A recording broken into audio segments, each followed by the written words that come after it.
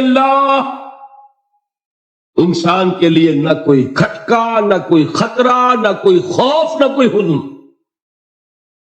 جو کچھ ہو رہا ہے کس کے اذن سے ہو رہا ہے؟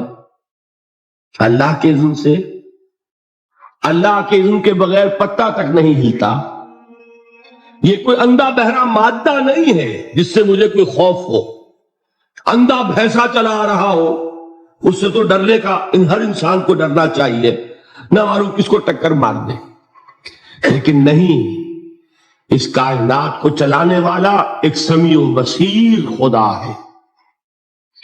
وہ جو میرا دوست ہے، میرا ولی ہے. اللہ ولی الذین آمنوا یخرجہم من الظلمات الی النور. اللہ اہل ایمان کا ولی ہے، ساتھی ہے، پشت پناہ ہے، مددگار ہے، حمایتی ہے. بتائیے جسے یقین ہو جائے کہ اللہ میرا مددگار، اللہ میرا محافظ، اللہ میرا پشت پناہ، اللہ میرا حمایتی، اس کے لیے کوئی خوف ہوگا؟ اس سے کوئی ڈر ہوگا؟ میں مثال دیا کرتا ہوں ایک بہت سادہ پنجاب کے دیہات کی. تو بڑا چودھری ہے اور کوئی غریب کسان ہے. اس غریب کسان کے جانوروں کو ہر وقت اندیشہ ہوگا چوری کا. کوئی میری بھینس کھول کر نہ لے جائے، کوئی میرا بیل کھول کر نہ لے جائے. لیکن جس کے بارے میں یہ سب کو معلوم ہو کہ وہ جو بڑا چودھری ہے وہ اس کا دوست ہے، اس کی بچیا کو کوئی خوف ہوگا؟ اس کی بھینس پر کوئی ہاتھ ڈالے گا؟ اسے کوئی اندیشہ ہوگا؟ نہیں. کیوں؟ کہ وہ بڑا چودھری، بڑا اس کا یہاں کا سردار، جاگیردار، سب کو معلوم ہے وہ میرا دوست ہے، کوئی میرے خلاف اقدام نہیں کر سکتا. اس دنیا میں یہ چھوٹی سی بات اگر آپ کے دلی اطمینان اور سکون کا باعث بن سکتی ہے تو ذرا تصور کیجئے. میں لفظ تصور استعمال کروں گا صرف اس لیے کہ اس کا ہم جس کو کہتے ہیں ادراک اور شعور کر نہیں سکتے. اگر کے ساتھ کر سکتے، اگر یقین ہو کہ اللہ میرا مددگار اور یقین ہو کہ اللہ ہر آن میرے ساتھ ہے، پھر کوئی خوف؟ کس کا خوف؟ کوئی شے اللہ سے بالا تر ہے؟ کوئی قوت اس سے زیادہ طاقتور ہے؟ کوئی اس کے ارادے کو بدلنے والا ہے؟ کوئی اس کی مشیت کے آڑے آنے والا ہے؟ یہی بات ہے جو حضور نے فرمائی. یہ ایمان کا حاصل ہے لب لباب. کہ دیکھو اچھی طرح اس بات کو ذہن نشین کر لو. اگر تمام انسان مل کر تمہیں کوئی نقصان پہنچانا چاہے نہیں پہنچا سکتے مگر جو کچھ اللہ نے لکھ دیا ہو. اور تمام انسان مل کر تمہیں کوئی نفع پہنچانا چاہے نہیں پہنچا سکتے مگر وہ شے جو اللہ نے طے کر دی.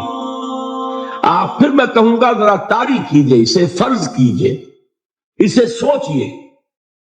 اگر اس حدیث پر ہمارا دل ٹھکا ہوا ہو تو کسی سے ڈر ہوگا؟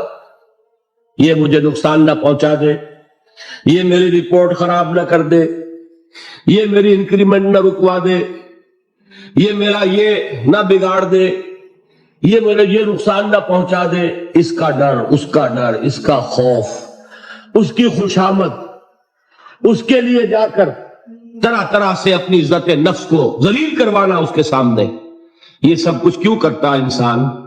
جب سمجھتا ہے کہ اس کے ہاتھ میں میرا کوئی نفع ہے، اس کے ہاتھ میں میرے لیے کوئی ضرر ہے، یہ مجھے کوئی غضب پہنچا سکتا ہے، یہ مجھے کوئی نقصان پہنچا سکتا ہے، یہ میرا کوئی کام بنا سکتا ہے، یہ میری کوئی ضرورت پوری کر سکتا ہے.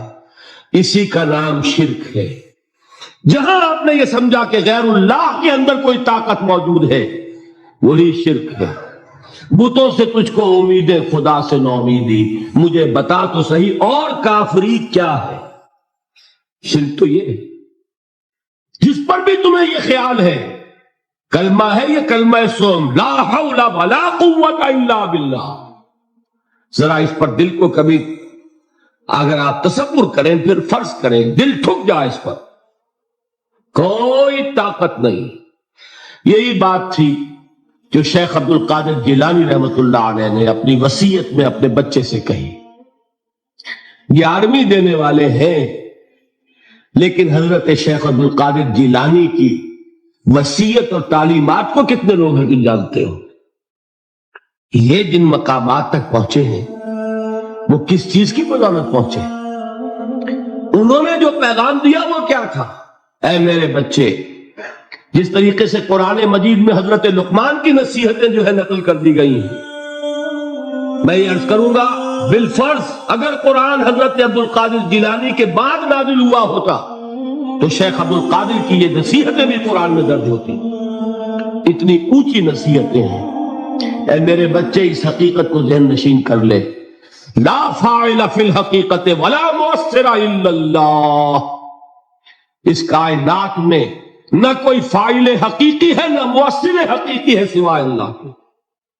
کسی شے میں کوئی تاثیر نہیں اگر اللہ نہ چاہے۔ آگ جلا نہیں سکتی اگر اللہ نہ چاہے، پانی ڈبو نہیں سکتا اگر اللہ نہ چاہے، زہر ہلاک نہیں کر سکتا اگر اللہ نہ چاہے، کوئی چیز فائدہ نہیں پہنچا سکتی اگر اللہ نہ چاہے۔ تو در در پہ کیوں سر جھکاتے ہو؟ در در پر کیوں جبیں سائی کرتے ہو؟ سب کے سامنے کیوں ہاتھ پھیلاتے ہو؟